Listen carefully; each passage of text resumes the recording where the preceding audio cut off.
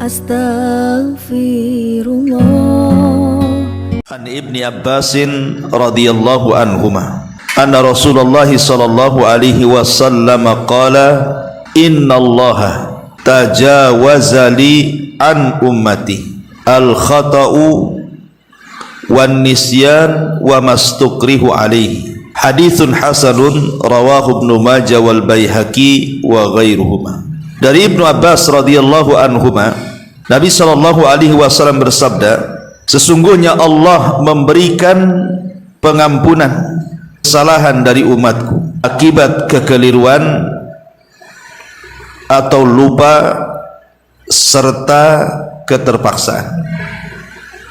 Hadis ini hasan, diriwayatkan oleh Imam Ibnu Majah, Al-Imam Al-Baihaqi dan selain keduanya. Asyiral muslimat yang dimuliakan Allah Subhanahu wa taala, hadis ini adalah hadis yang menunjukkan kepada kita tentang si'atu rahmatillah, luasnya kasih sayang Allah Subhanahu wa taala kepada hamba-hambanya. Lah, bentuk kasih sayang Allah adalah Allah tidak mencatat dosa pada siapapun yang melanggar dikarenakan al-khata, karena tidak sengaja, wa nisyan, karena lupa, wa mastukrihu alaih, atau karena dipaksa.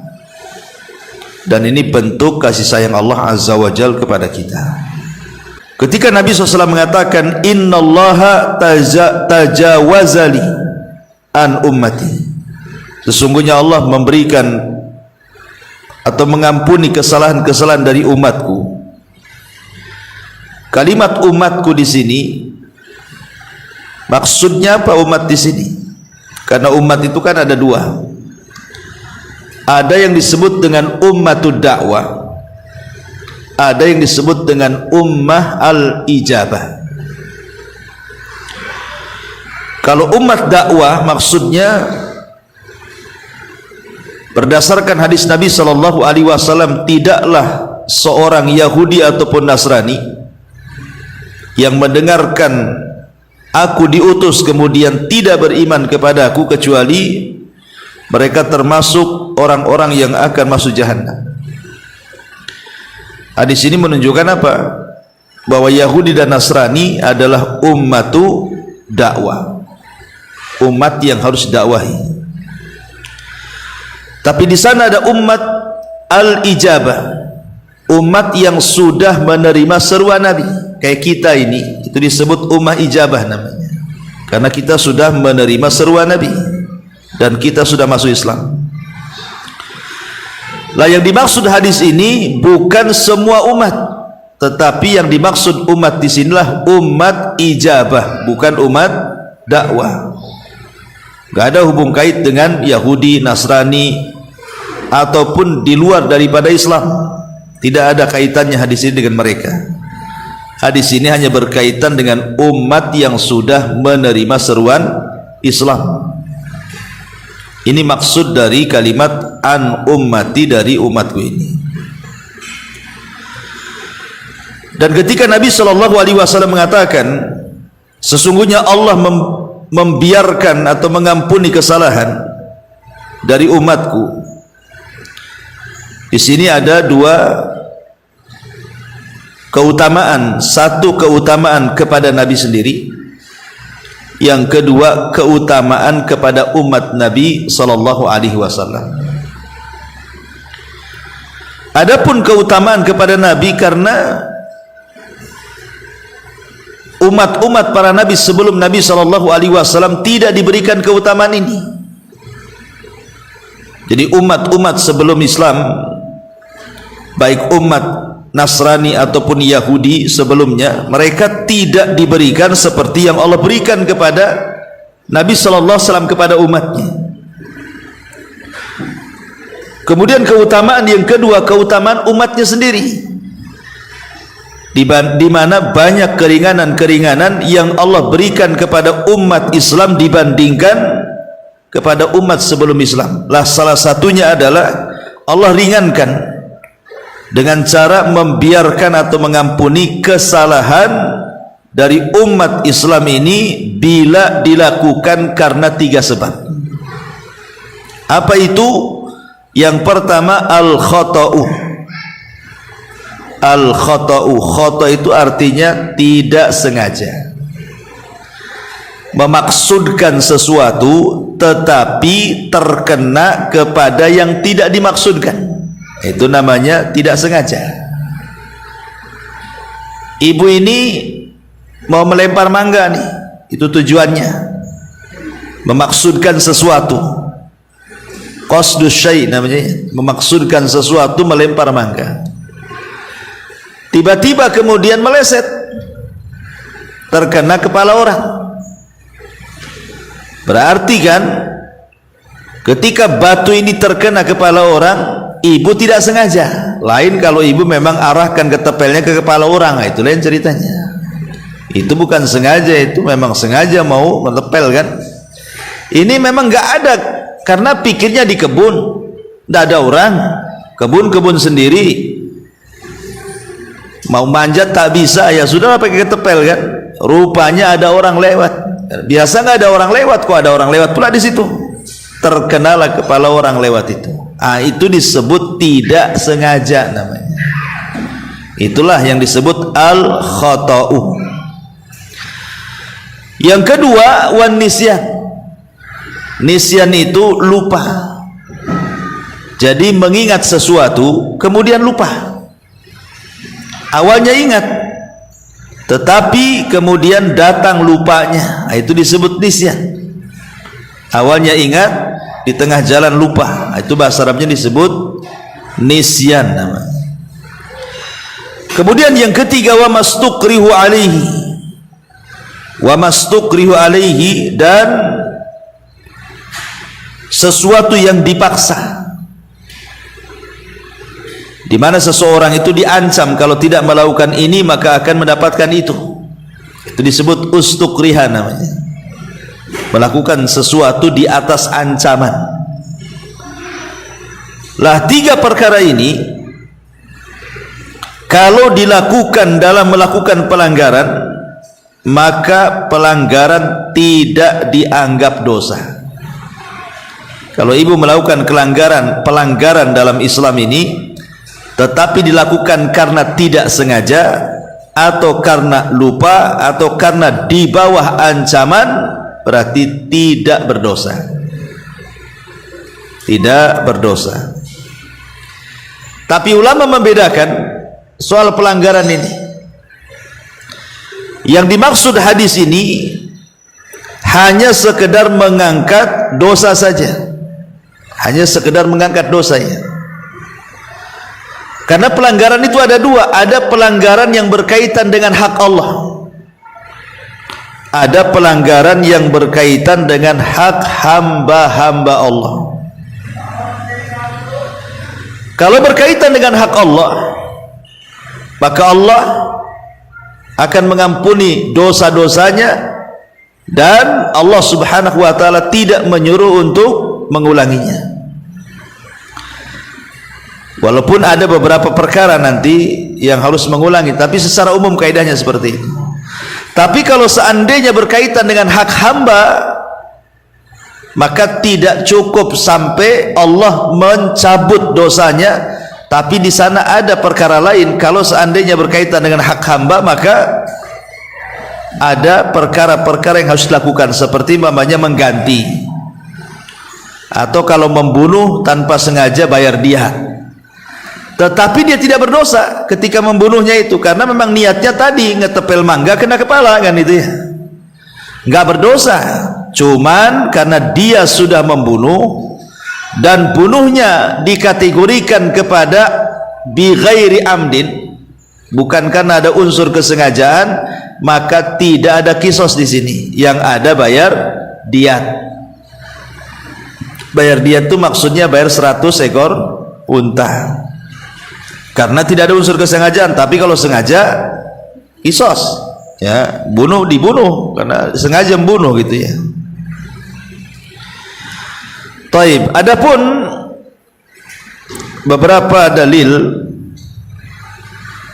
yang disebutkan di dalam hadis adalah hadis dari Muawiyah ibnu Al-Hakam As-Sulami. Muawiyah ibnu Al-Hakam As-Sulami. Jadi suatu ketika kata Muawiyah, saya sholat bersama Nabi, kata Muawiyah. Tiba-tiba di samping saya ada orang bersin. Maka secara refleks aku katakan kepada orang yang bersin itu, yarhamukallah. Padahal lagi sholat tuh. Ya, jadi saya umpamanya sholat di sini, di samping ini bersin. Pas bersin langsung saya katakan yarhamukallah, gitu ya. Lah para sahabat Nabi Shallallahu Alaihi Wasallam akhirnya menunjukkan pandangannya kepada Muawiyah yang menjawab orang bersin itu, yarhamukallah, dengan pandangan seolah-olah tidak suka. Maksudnya suruh diam, ini lagi sholat, ngapain jawab orang bersin gitu, maksudnya diam sajalah kan itu. Akhirnya kemudian dia pun gak enak karena sahabat itu berusaha untuk mendiamkan diriku. Tetapi setelah selesai sholat, maka Nabi SAW mendekati aku dan dia mengatakan, ma ra'aitu, kata Muawiyah, mu'alliman qablahu wala ba'dahu ahsana ta'liman minhu. Demi Allah, aku tidak melihat seorang pengajar sebelumnya atau sesudahnya yang lebih baik cara pengajarannya daripada Nabi SAW. Fa wallahi, demi Allah, ma qaharani, dia tidak membentakku, wala darabani, dia tidak memukulku, wala syatamani, dia tidak mencelaku. Qala, bahkan dia mengatakan, inna hadhihi salata la yasluhu fiha syai'un min kalamin nas. Sungguhnya salat itu tidak boleh tercampur dengan ucapan manusia. Innama huwa at-tasbihu wa takbiru wa qiraatul Quran. Salat itu hanya ada tasbih, takbir dan bacaan Quran. Syahidnya apa di sini? Apakah Nabi SAW menyuruh Muawiyah ibn Hakam al-Aslami mengulang solatnya? Tidak. Padahal dia jelas-jelas ngomong ketika solat kan, yarhamukallah. Kalau melihat konteks hadis Rasul, solat itu hanya tasbih, takbir dan baca Quran, berarti kalau dalam solat kita memasukkan ucapan manusia, batal solatnya. Batal solatnya. Tapi karena Muawiyah ini tidak sengaja, karena ketidaktahuannya, dia kan nggak tahu kan itu. Ada orang bersin refleks yarhamukallah gitu. Kalau dia tahu kan batal solatnya. Tapi karena dia refleks tidak tahu hukumnya, dia mengucapkan yarhamukallah, Nabi SAW tidak menyuruh mengulang solatnya, sah solatnya dan tidak berdosa. Karena Muawiyah melakukannya bukan karena ada unsur kesengajaan. Tidak, dia tidak sengaja melakukan itu karena dia tidak tahu hukumnya ya. Jadi ini menunjukkan bahwa orang yang melakukan sesuatu tanpa ada unsur kesengajaan tidak dicatat dosa kalau berkaitan dengan hak Allah. Tapi kalau berkaitan dengan hak hamba, pamannya ibu nggak sengaja pulang dari sini, ibu datang pakai sendal japit swallow, ya kan, pulang pula sandal karfil, ya, sampai rumah lah kok sendalnya beda, iya nggak sengaja, ya sudah nggak usah dibalikin, enak kali. Nggak boleh dibalikin, ini hak orang ya kan. Kalau hak orang dibalikin, apalagi ada tulisannya Umunisa di situ, wah udah jelas ada orang punya orang gitu kan. Jangan kemudian diambil. Itu kalau berkaitan dengan hak hamba dibalikin ya. Tapi kalau berkaitan dengan hak Allah ya sudah selesai gitu, maksudnya harus dibedakan ya. Jadi unsur ketidaksengajaannya itu kepada siapa? Kalau hak Allah selesai, nggak perlu diulang gitu maksudnya ya. Kayak tadi sholat kemudian ngomong seperti Muawiyah bin Hakam As-Sulami ini, ya tidak diulang. Tapi kalau hak hamba gitu ya, ambil sandal tadi pulang ya dibalikin gitu maksudnya. Nah, itu perbedaan antara hak Allah dengan hak hambanya ya. Taib masyarul muslimat yang dimuliakan Allah Azza wa Jalla, ini tiga perkara ini adalah contoh tentang rahmat atau luasnya rahmat Allah Subhanahu wa taala. Kemudian faedah hadis juga selain daripada menunjukkan luasnya rahmat Allah kepada hamba-hambanya, yang kedua juga anna jami'al muharramat fil ibadah ghairal ibadati idza fa'alaha al-insan jahilan aw nasiyan aw mukrahan fala syai'a alaihi fi ma yata'allaq bi haqqillah, amma haqqul adami fala yu'fa anhu min haitsu ad-dhaman wa in kana yu'fa anhu min haitsu al-ithmu. Maka di sini kata ulama, semua hal-hal yang diharamkan dalam perkara ibadah dan juga selain ibadah, apabila dilakukan oleh manusia secara jahil karena kejahilannya dia tidak tahu, atau lupa ataupun karena dipaksa, maka tidak ada dosa baginya. Tetapi kalau berkaitan dengan hak adami, maka tidak dimaafkan soal ganti rugi. Yang dimaafkan itu hanya dosanya saja. Ganti ruginya tetap, tetapi dosanya dimaafkan. Umpamanya ibu ngelempar apa gitu ya, ada ayam di sini di depan rumah tuh, dilempar ayam tuh. Rupanya terlalu kencang lah ayamnya pergi, orang pula lewat di situ, kenalah spion motornya pecah kan, itu kan. Kan ibu nggak sengaja mau melempar ayam, kena spion kan gitu ya. Maka di sini dikatakan fala yu'fa anhu min haitsu dhaman, tidak dimaafkan soal ganti rugi, tetap ganti rugi, gitu maksudnya. Wa in kana yu'fa anhu min haitsul ismi, tetapi kalau soal dosa tidak berdosa karena tidak sengaja.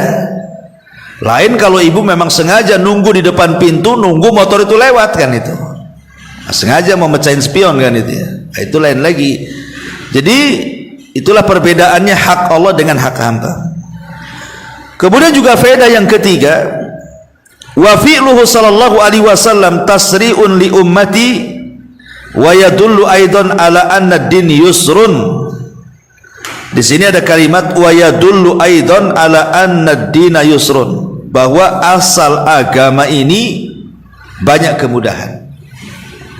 Dengan diangkatnya dosa kepada orang yang tidak sengaja, orang lupa ataupun orang yang di atas keterpaksaan itu, maka menunjukkan bahwa agama ini ada kemudahan. Inna dina indallahi yusrun, agama ini mudah. Tetapi khusus yang ketiga, wa mastukrihu alaihi, sesuatu yang di di bawah ancaman orang, di bawah ancaman orang, ini yang bukan kaitan dengan hak adami sekali lagi ya, tetapi ini kan yang berkaitan dengan hak Allah saja. Seperti umpamanya ibu diancam suruh minum khamar, kalau enggak gitu ya, maka akan disakiti, maka terpaksa ibu minum khamar. Dosa tidak, karena ibu di bawah ancaman. Beda pula kalau seandainya ibu diancam disuruh membunuh orang, bunuh atau kamu kubunuh, itu beda. Bunuh dia, umpamanya ibu dikasih pisau, tusuk dia, atau kalau tidak ibu yang saya tusuk ya. Pukul dia, kalau tidak mau pukul saya yang pukul ibu, itu namanya di bawah ancaman. Maka yang seperti ini tidak boleh dilakukan, tidak boleh dilakukan. Dan kalau masih nekat juga nusuk orang gitu ya, maka ibu berdosa, nggak boleh ya. Bunuh dia, kalau tidak saya bunuh. Ibu berdasarkan hadis ini, ya sudah saya bunuh sajalah kan dimaafkan? Tidak dimaafkan. Kalau menghilangkan nyawa itu tidak dimaafkan. Kenapa? Kok ibu boleh menghilangkan nyawa orang sementara nyawa ibu tak mau hilang kan, gitu namanya ya. Enak saja namanya. Nah, kalau yang seperti ini tidak boleh dilakukan, sebab kalau dilakukan tetap berdosa dan ibu dikategorikan membunuh. Nah, ini bukan di atas ancaman, ini sudah masuk kriminal namanya ya. Yang dimaksud wa mastukrihu alaihi ini seperti dalam kisah Ammar bin Yasir. Dalam kisah Ammar bin Yasir, Jadi suatu ketika Ammar ini dan keluarganya, Sumayyah ibundanya dan juga Yasir, itu kan diikat oleh Abu Jahal di sebuah pohon, kemudian dipaksa murtad. Tetapi Sumayyah tidak mau murtad. Akhirnya Abu Jahal mengambil tombaknya, kemudian ditusuk kemaluannya sampai ke perutnya. Meninggallah ibunda Ammar ini.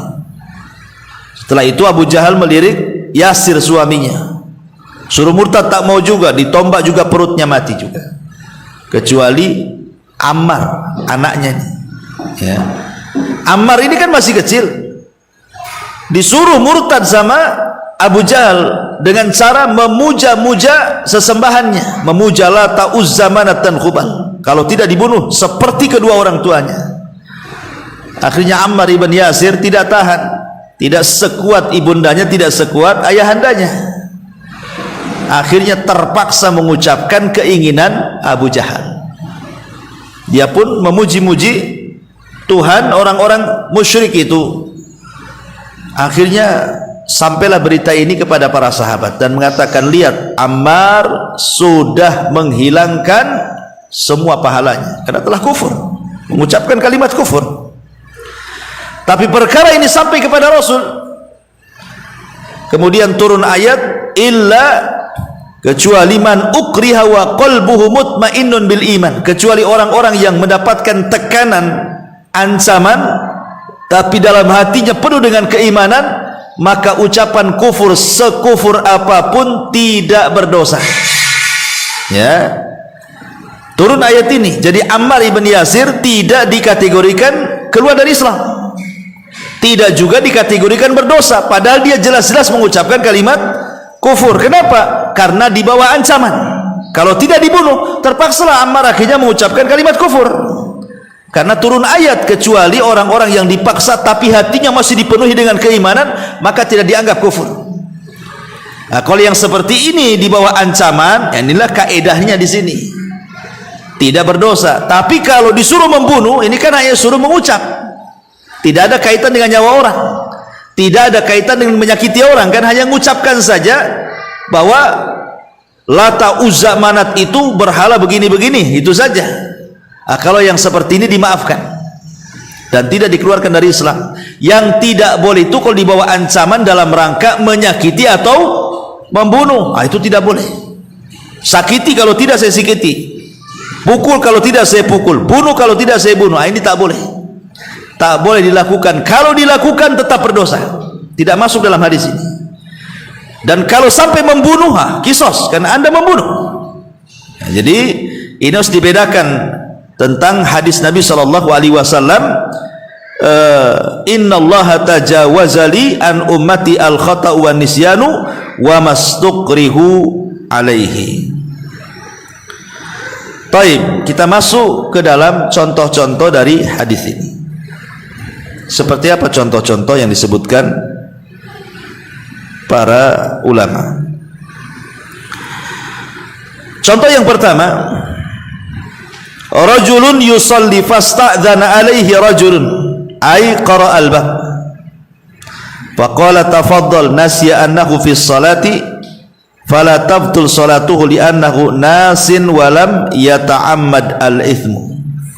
Contoh nih, di sini dicontohkan. Seorang laki-laki sedang sholat, ibu sajalah, ibu sedang sholat, sholat duhur, asar di rumah gitu ya.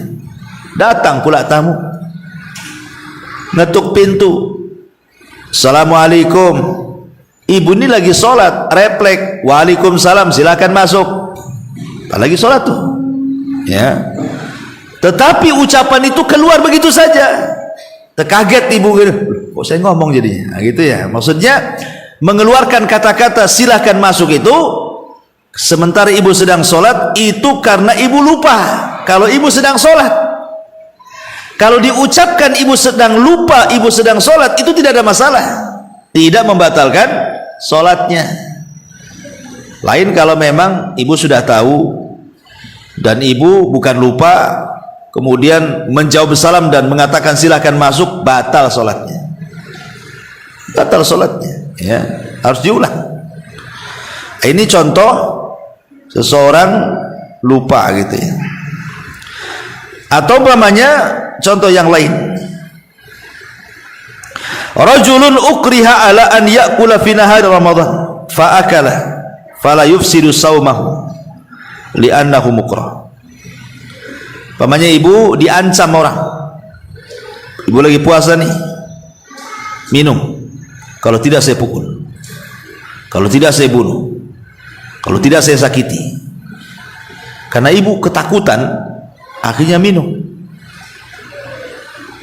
Apakah batal puasanya? Ulama mengatakan tidak batal puasa, kecuali ibu ini kesempatannya lain itu yang menikmati namanya ya. Tapi ibu tidak mau, selagi puasa kok suruh minum, nggak mau. Tapi karena saking ketakutannya mau dipukul, mau dibunuh, mau diapa, terpaksalah minum. Maka minumnya orang yang berpuasa di bawah tekanan ancaman tidak membatalkan ibadah, puasanya sah, lanjutkan saja ya. Ini contoh juga. Atau contoh yang lain, shaimun akala yadhunnu syamsa gharabat thumma tabayyana annaha lam taghrub.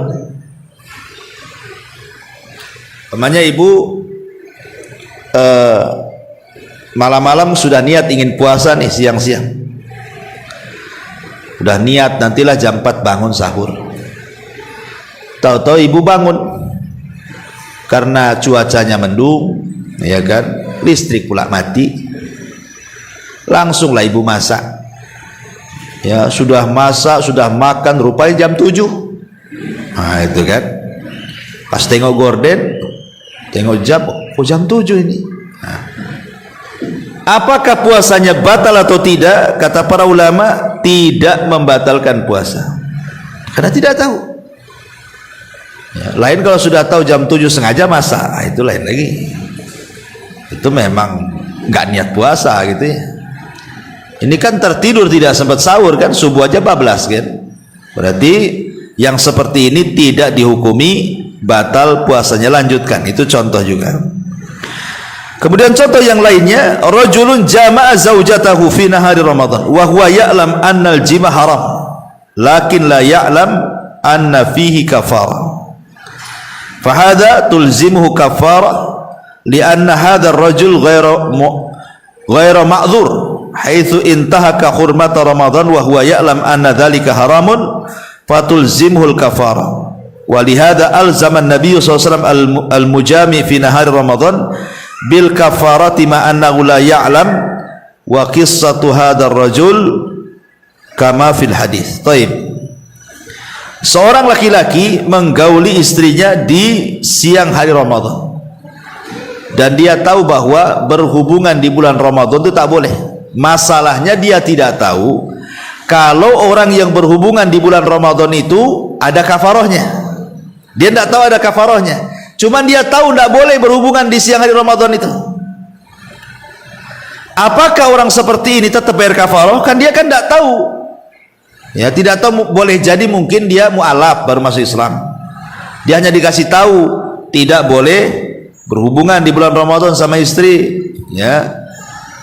Tiba-tiba karena tidak tahan berhubungan, kemudian dikasih tahu, kamu kan sudah berhubungan nih, maka kamu bayar kafarah, memerdekakan budak, ataupun berpuasa 2 bulan berturut-turut, ataupun memberi makan 60 fakir miskin. Orang ini ngelak, aku tidak tahu kalau ada kafarahnya ya. Apakah orang yang melakukan hubungan intim di bulan Ramadan suami istri, dia tahu itu haram tapi tidak tahu kalau ada kafarahnya, bayar kafarah? Itu pertanyaannya. Maka ulama mengatakan tetap bayar kafarah walaupun dia tidak tahu ya, tetap bayar kafarah dalam masalah ini. Karena ada di zaman Nabi SAW juga yang kasusnya sama seperti ini. Ada seorang laki-laki datang kepada Rasul dan mengatakan, halaktu ya Rasul, celaka aku wahai Rasul. Kenapa? Kata Rasulullah, baru saja aku waqa'tu ala imraati, baru saja aku tadi berhubungan dengan istriku, katanya. Maka Rasul mengatakan, kalau gitu kau harus memerdekakan budak.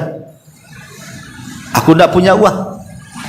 Kalau gitu kamu harus berpuasa 2 bulan berturut-turut. Rasul sebulan aja nggak tahan, 2 bulan pula. Oh kalau gitu kamu harus memberi makan 60 fakir miskin. Dari mana saya dapat duit? Saya tidak ada duit untuk membeli makan untuk fakir miskin. Saya ini orang miskin. Maka Rasul memberikan satu kresek kurma dan mengatakan, kalau begitu ini saya sedekahkan kepadamu, bagi-bagi kepada orang miskin di kaummu. Kemudian dia berangkat ke kaumnya, kemudian balik lagi, masih juga bawa kresek penuh dengan kurma itu. Kata Rasul, kenapa dibalikkan? Kata orang ini, demi Allah, di antara dua lembah itu tidak ada orang miskin kecuali aku, katanya. Akhirnya kata Rasul, ya sudah, ambil pulang. Itulah orang paling enak, orang miskin ngelanggar dapat kurma tuh. Ini orang ini kan tidak tahu, tapi tetap Rasul nyuruh bayar kafarah kan. Nah, jadi ada hal-hal yang tidak lepas daripada kafarah. Ini juga salah satu contohnya. Kemudian contoh yang lain, rajulun zana wa huwa ya'lam anna zina haramun lakin la yadri anna zani al-musan alaihi ar-rajmu wa qala innahu law alima anna alaihi rajmu ma zana fa innahu yurjam. Baik. Seorang laki-laki berzina dan dia tahu bahwa zina itu haram, tapi dia tidak tahu bahwa zina orang yang sudah menikah itu dirajam. Wa qala innahu, dan dia mengatakan kalau seandainya berzina orang yang sudah menikah itu ada rajam, tentu saya tidak akan berzina. Karena aku tidak tahu tidak ada rajam, maka aku berzina.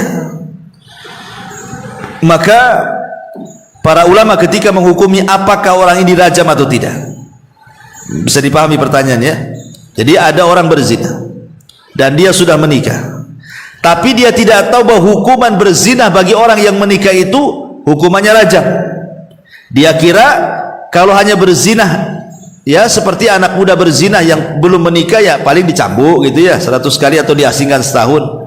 Dia tidak tahu hukumnya ada rajam, sehingga dia mengatakan kalau kau berzina berarti engkau harus dihukum rajam. Dia mengatakan aku tidak tahu hukumannya kok, aku nggak tahu bahwa hukum berzina itu ada rajam. Coba kalau aku tahu, aku tidak akan berzina.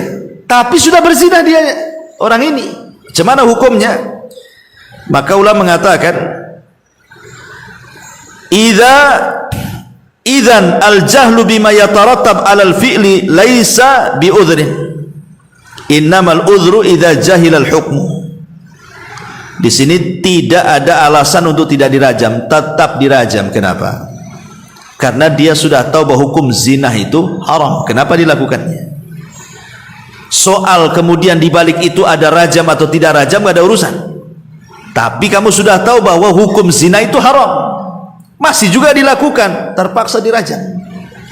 Ya, enggak gugur rajamnya. Nah, ini kenapa demikian? Karena hadis ini berkaitan bukan dengan masalah kafarah, tapi berkaitan dengan masalah hukum. Orang yang tahu hukumnya haram kemudian dilanggar, maka tidak ada keringanan bagi dia. Ya, bagi hukum-hukum yang terlahir daripada hukum-hukum itu. Kemudian contoh yang lain,